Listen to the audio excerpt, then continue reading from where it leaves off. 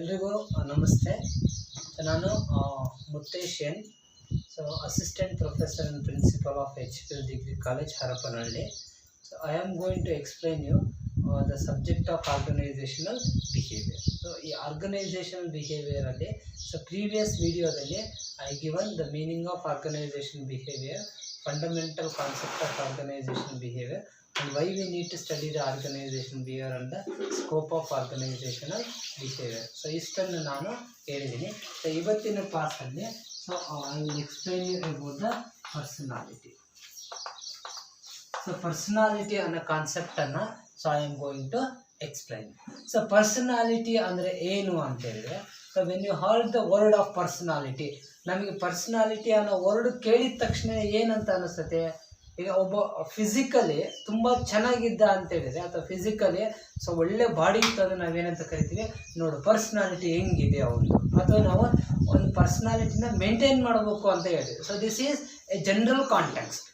This is not from the subject context, it is about the general context.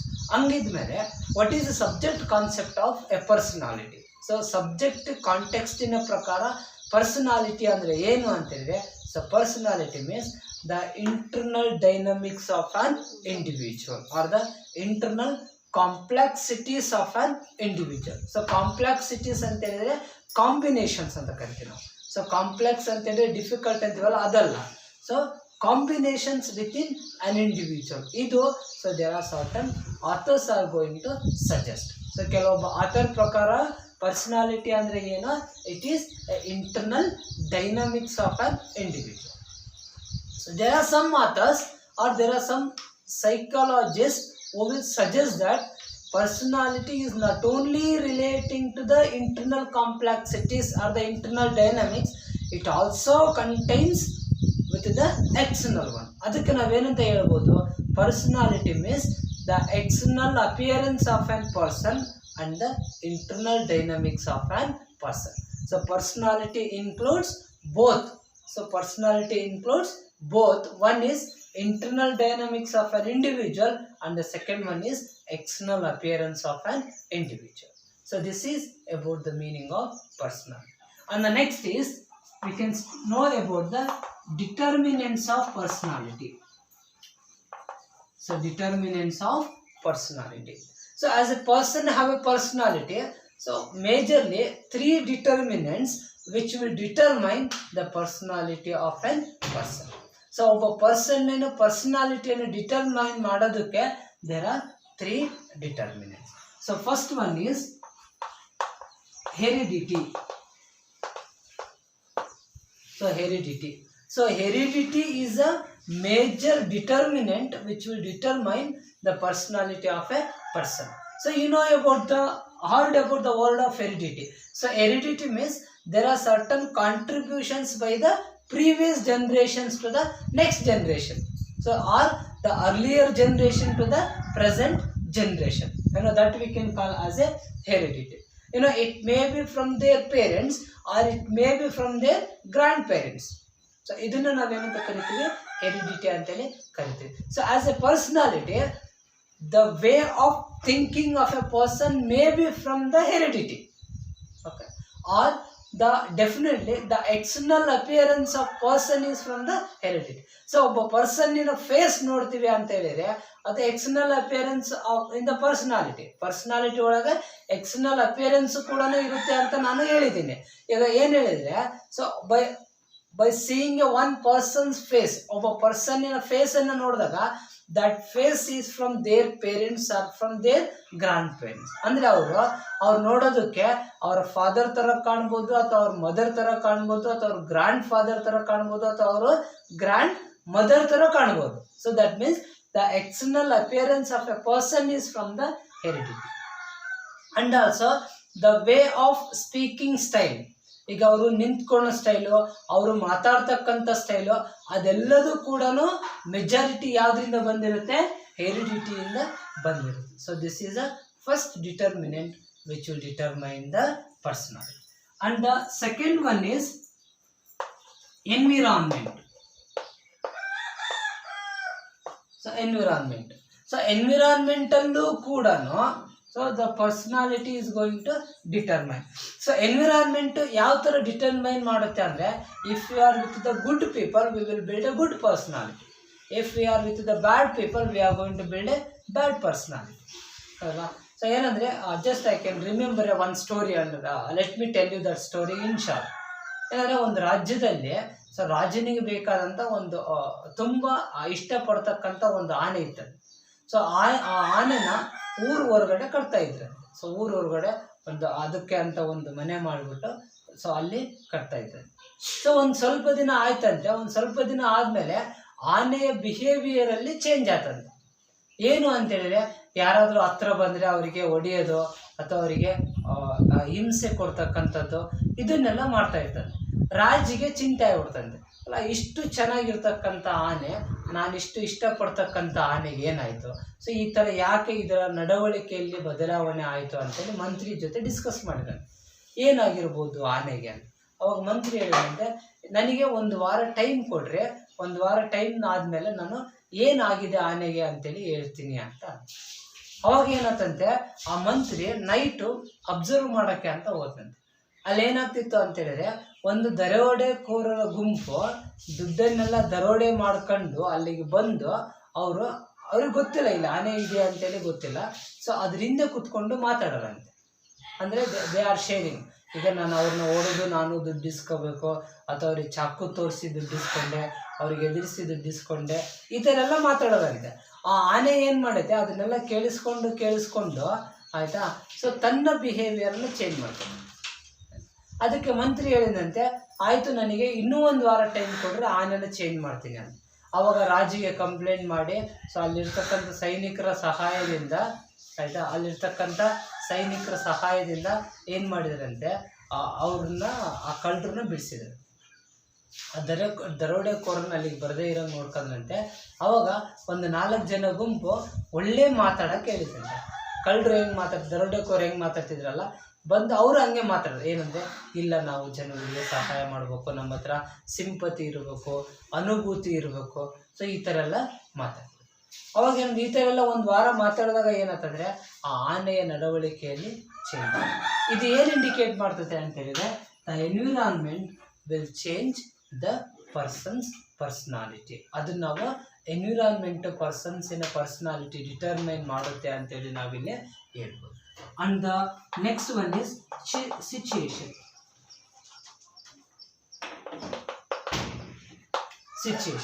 So situation ನಲ್ಲಿ ಏನಿದೆ ಅಂತ ಹೇಳಿದ್ರೆ, the situation is also one of the determinant which will determine the personality.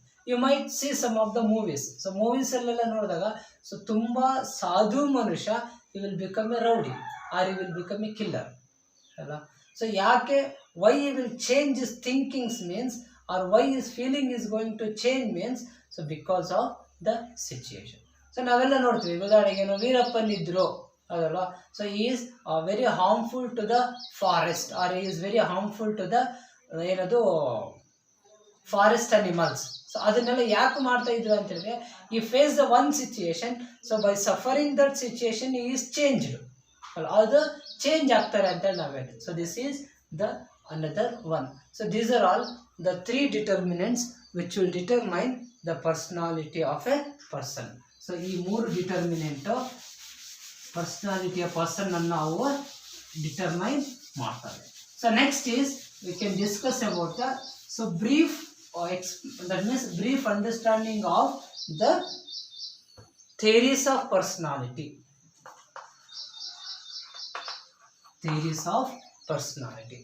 So theories of personality alli, so first theory we can understand is psychoanalytical theory.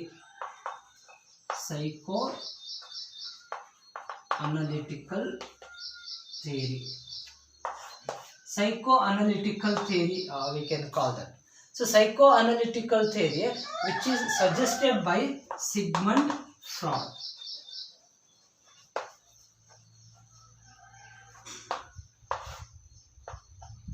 So Sigmund Freud suggested the theory of psychoanalytical theory. So this is one of the theory of personality which will explain you, so to understand the personality of a person. So ಈಗ all the theories will try to understand you or try to make you understand about the personality.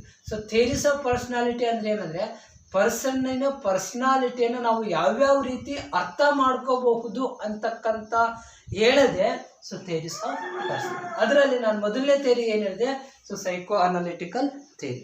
So psycho analytical theory so which is suggested by the Sigmund Freud. So Sigmund Freud ಏನು ಹೇಳ್ತಾರೆ ಅಂತ ಹೇಳಿದ್ರೆ, there are certain behaviours which can be not seen by the society. ಅಂದರೆ ಸೊಸೈಟಿಯಲ್ಲಿ ಅದರ ಅಥವಾ external ಆಗಿ ಕೆಲವೊಂದು ಫೀಲಿಂಗ್ಸು ಅಥವಾ ಕೆಲವೊಂದು ಬಿಹೇವಿಯರು ಅಥವಾ ಕೆಲವೊಂದು personalities can not be visible or can not be seen by the society. So ಅದನ್ನ ಏನು ಹೇಳ್ತಾರೆ, ಸಿಗ್ಮಂಡ್ ಫ್ರಾಯ್ಡ್ ಹೇಳ್ತಾರೆ. So as per the theory of Sigmund Freud, psycho analytical theory you will suggest as a ನಾವೆಂತ ಕರಿತೀವಿ, iceberg theory ಅಂತ ಕರಿತೀವಿ.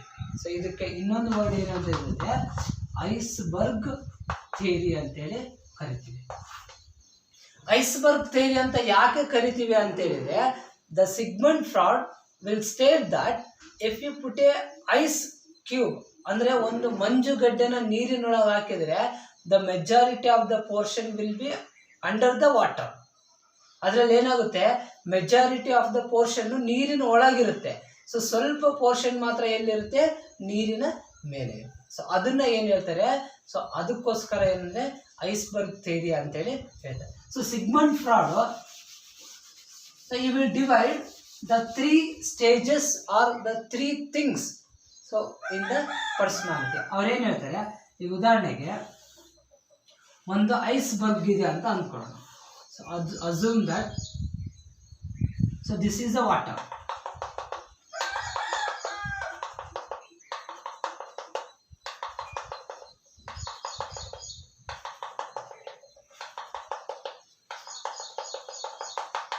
So this is the water. So in the water,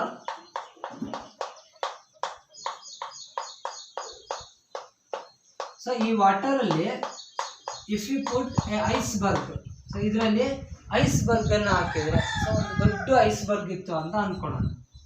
just I can write like this.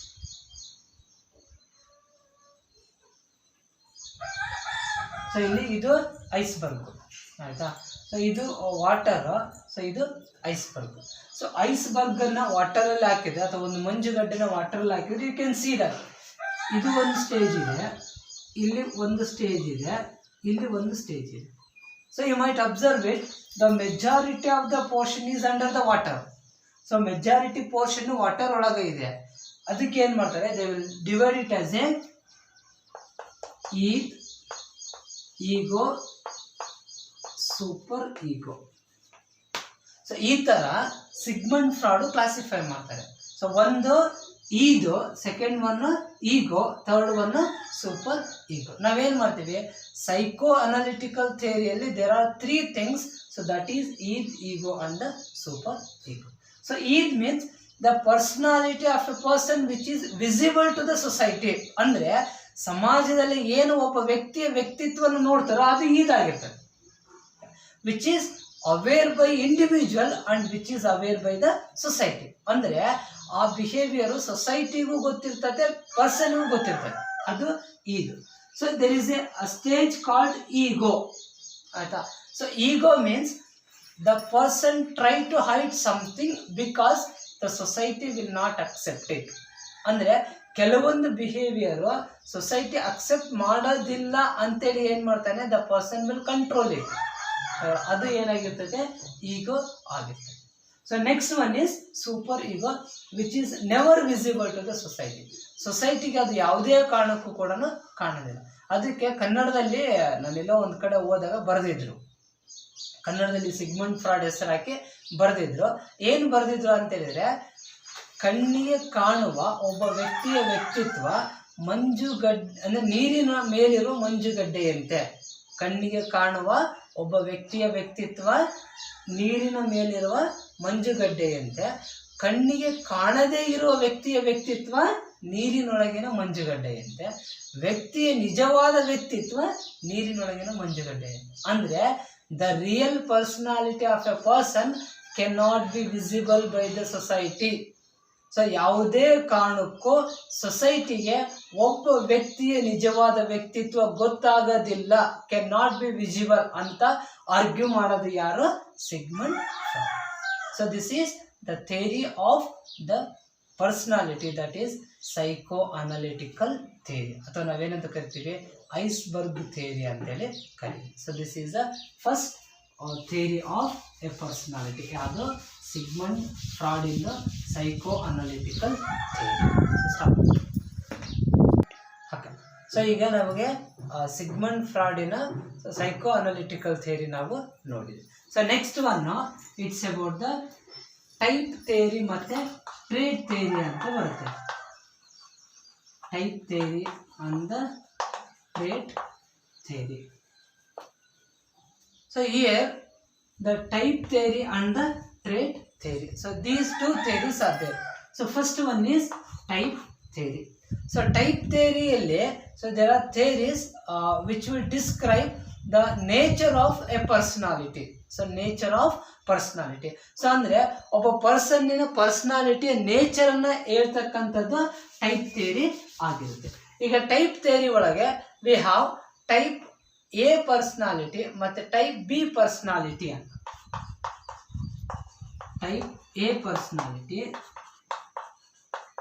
Type B personality.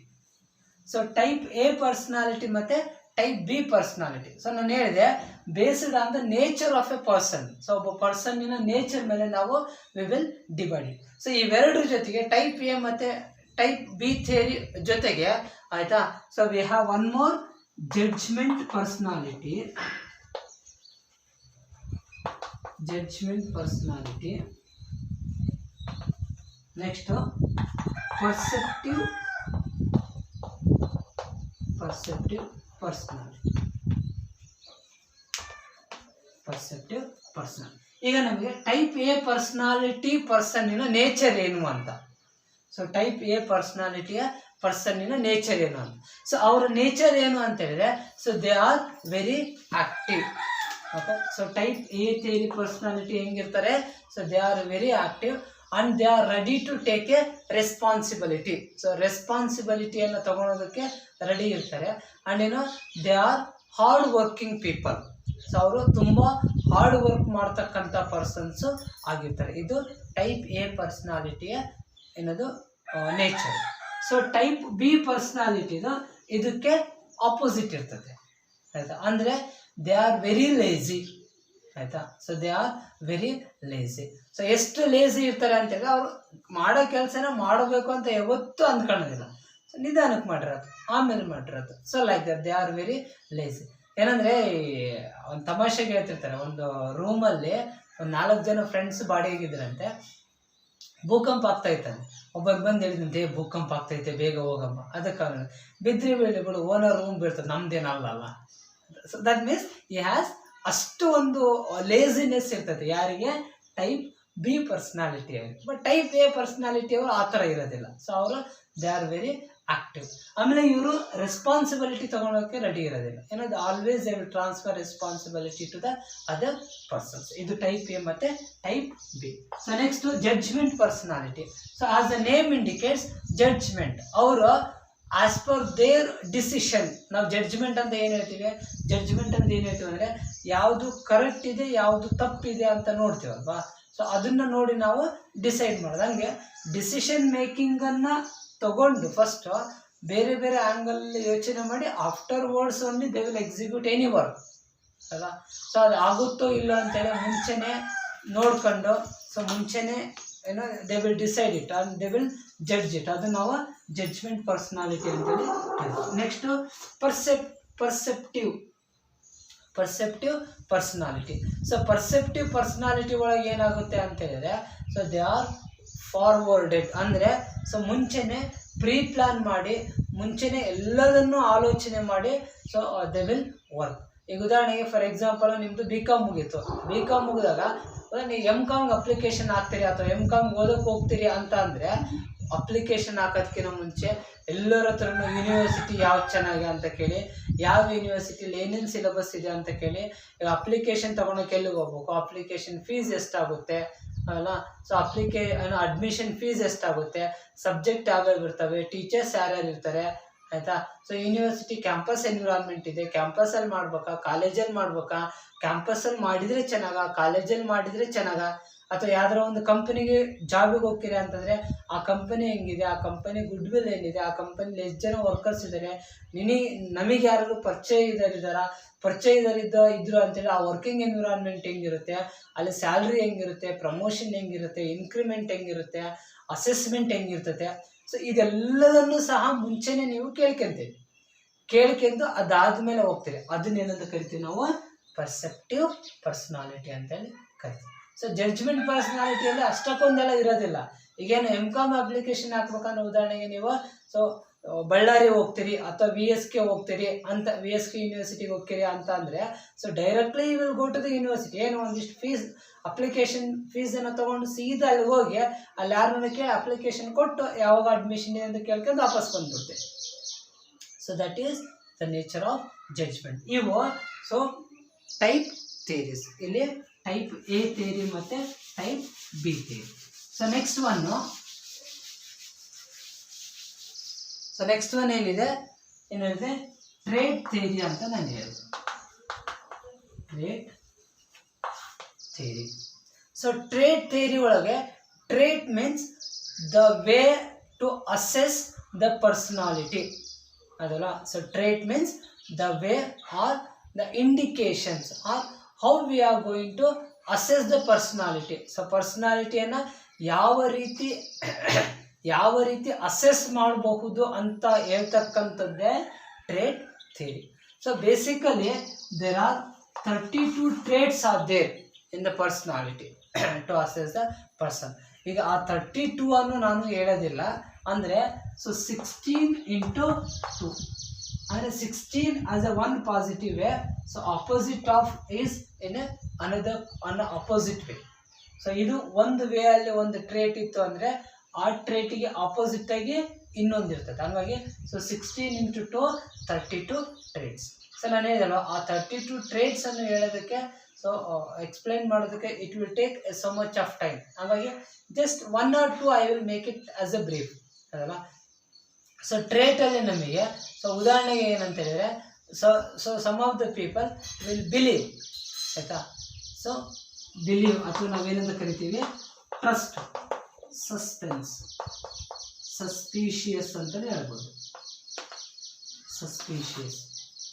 So trust versus suspicious ಅಂದರೆ ಕೆಲವೊಬ್ಬರು ತುಂಬ ಬೇಗ ನಂಬ್ತಾರೆ, ಕೆಲವೊಬ್ಬರು ಯಾವಾಗೂ ಯಾರು ನೋಡಿದರೂ ಕೂಡ ಅವರಿಗೆ ಡೌಟೇ. ಸೊ ಯಾವಾಗಲಾಗಲಿ ಯಾರು ನೋಡಿದರೂ ಕೂಡ ಅವರಿಗೆ ಡೌಟೇ.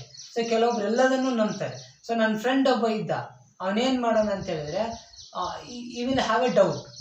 ಈಗ ಏನಂದರೆ ಬಟ್ಟೆನೆಲ್ಲ ತೊಳೆಯೋನು, ಐರನ್ ಮಾಡೋಕ್ಕೆ ಹೋಗಲಿ, ಐರನ್ ಮಾಡೋದಕ್ಕೆ ಐರನ್ ಶಾರ್ಪ್ನರಿಗೆ ಕೊಡೋಂದರೆ ಇಲ್ಲ ನಾನು ಕೊಡೋದಿಲ್ಲ. ನಾನು ಯಾಕೆ ಕೊಡೋದಿಲ್ಲ ಅಂತ ಕೇಳಿದರೆ ನಾನೇನಾದರೂ ನನ್ನ ಬಟ್ಟೆನ ಐರನ್ ಅಂಗಡಿ ತಗೊಂಡು ಬಾಗ್ಲಕ್ಕೆ ಹೋಗಿಬಿಟ್ರೆ ನಾನೇನು ಮಾಡೋಣ ಅಂದರೆ ನನಗೆ ಅಷ್ಟು ಡೌಟು ಆಯಿತಾ. ಸೊ ಆಟೋ ಕರ್ಕೊಂಬರೋನು, ಸೊ ಬೆಂಗಳೂರಲ್ಲಿದ್ದಾಗ ಆಟೋ ಕರ್ಕೊಂಬರೋನು, ಒಂದು ಸ್ವಲ್ಪ ದೂರ ಇದ್ದಾಗ ಆಟೋವನ್ನು ಅಲ್ಲೇ ನಿಲ್ಸೋನು, ಅಷ್ಟು ದುಡ್ಡು ಕೊಟ್ಟು ಅಲ್ಲಿಂದ ನಡ್ಕೊಂಬರೋನು. ನಾನು ಹೇಳ್ತಾ ಇದ್ದೆ ಅಲ್ಲ ಅಷ್ಟು ದೂರದಿಂದ ಯಾಕೆ ನಡ್ಕೊಂಬರ್ತೀಯ, ಆಟೋನ ರೂಮ್ ಹತ್ರನೇ ಕರ್ಕೊಂಬರ್ಬೋದಲ್ಲ. ನಾನು ಕರ್ಕೊಂಬರಲ್ಲ. ಯಾಕೆ ಕರ್ಕೊಂಬರಲ್ಲ ಅಂದರೆ ನಾನು ಏನಾದ್ರು ಇಳಿದಾಗ ಅವ್ನು ರೂಮಿಗೆ ಬಂದು ಏನಾದ್ರು ಕದ್ಕೊಂಡು ಹೋಗ್ಬಿಟ್ರೆ ನಾನೇನು ಮಾಡೋಣ ಅಂದರೆ ನನಗೆ ಅಷ್ಟು ಡೌಟು. ಸೊ ಅದು ಏನಂದರೆ ಸೊ ಸಸ್ಪಿಷಿಯಸ್ ಅಂದರೆ ತುಂಬ ಡೌಟಲ್ಲೇ ಇರ್ತಾರೆ. ಕೆಲವೊಂದು there are some personalities who will believe on it. ಅವನೇನಂದರೆ ಒಂದು ಅಂಬ್ರೆಲಾ ಕೊಡಲ್ಲ, ಒಂದು ಛತ್ರಿ ಕೊಡಲ್ಲ ಅಂದರೆ ಕೊಡಲ್ಲ ನಾನು. ಯಾಕಂದ್ರೆ ನೀನು ಅದು ಮುರ್ಕೊಂಬರ್ತೀಯ, ಮುರ್ಕೊಂಡು ಬಂದು ನಾನೇನು ಮಾಡೋಣ ಈ ಥರ. ಅಂದರೆ ಆಲ್ವೇಸ್ ನಿಮ್ಮ ಫ್ರೆಂಡ್ಸು ಕೂಡ ಇರ್ತಾರೆ, ನೀವು ಯಾರು ನೋಟ್ಸ್ ಕೇಳಿದ್ರೆ ನಾನು ನೋಟ್ಸ್ ಕೊಡಲ್ಲಪ್ಪ, ಯಾಕಂದರೆ ನೀನು ಆ ನೋಟ್ಸಲ್ಲಿ ಒಂದು ಶೀಟ್ ಹರ್ಕೊಂಡು ಕೊಟ್ಬಿಟ್ರೆ ನಾನೇನು ಮಾಡೋಣ ಅಂದರೆ ಇದು. ಸೊ ಟ್ರಸ್ಟ್ ವರ್ಸಸ್ ಅಪೋಸಿಟ್ ಇರ್ತಾರೆ. ಕೆಲವೊಬ್ರು ನಂಬ್ತಾರೆ, ಕೆಲವೊಬ್ರು ನಂಬಲ್ಲ. And there are some people who will venturesome ಅಂತ ಕರಿತೀವಿ ನಾವು. Venturesome. So venturesome ಅಂತ ಹೇಳಿದ್ರೆ always they want to do a new work. ಅಂದರೆ ಸೊ ಯಾವುದು ರಿಸ್ಕ್ ಇರ್ತದೋ ಅಥವಾ ಯಾವುದು ಹೊಸದು ಅನ್ನಿಸ್ತದೋ ಅದನ್ನೇ ಮಾಡ್ತಕ್ಕಂಥವರೇ ಇರ್ತಾರೆ. ಕೆಲವೊಂದು ಪರ್ಸನಾಲಿಟಿ ಅವ್ರಿಗೆ ಏನು ಅಂತ ಹೇಳಿದ್ರೆ in the working environment they want to do a more work ಆಯಿತಾ. ಸೊ ತುಂಬ ಕೆಲಸ ಮಾಡಬೇಕು, ತುಂಬ ರಿಸ್ಕ್ ಇರ್ತಕ್ಕಂಥದ್ದನ್ನು ಮಾಡಬೇಕು, ತುಂಬ ಏನದು ನ್ಯೂ ವರ್ಕನ್ನು ಮಾಡಬೇಕು, ಸೊ ನ್ಯೂ ಥಿಂಗ್ಸನ್ನು ನಾನು ವರ್ಕಲ್ಲಿ ಮಾಡಬೇಕು ಅಂತಕ್ಕಂಥದ್ದು ಇರ್ತದೆ. ಸೊ ಕೆಲವೊಬ್ರು ಇರ್ತಾರೆ, ನಮಗೆ ಯಾಕ್ರಿ ಬೇಕು ಅದು, ಏನು ಬೇಡ ರೀ, ಈಗೇನು ಈಗ ಇಷ್ಟು ದಿನ ಹಿಂಗೆ ಮಾಡಿದ್ದೀನಿ, ಇವಾಗ ಇಷ್ಟೇ ಮಾಡೋದು ಸಾಕು, ಬೇರೆ ಏನೂ ಬೇಡ, ಬೇರೆ ಏನು ಬೇಕಾಗಿಲ್ಲ, ನಮಗೆಲ್ಲ ಯಾಕ್ರಿ ಬೇಕಾದಲ್ಲ, ಸೊ ಇರೋ ಕೆಲಸನ ಮಾಡ್ಕೊಂಡು ಹೋಗೋದು. ಸೊ ಆ ಥರ ಹೇಳ್ತಕ್ಕಂಥ ಪರ್ಸನ್ಸು ಕೂಡ ನಮಗೆ ಸೊ ಸಿಗ್ತಾರೆ. So like this, so these are all the some of the trait theories. So ಇದು about the so today's class personality. So ನೀವು watch my video and share my video, so subscribe my channel ಆಯಿತಾ. So ಕಮೆಂಟನ್ನು ಮಾಡಿರಿ, ಸಜೆಷನ್ಸನ್ನು ಕೊಡಿರಿ. So thank you for watching my video. Thank you.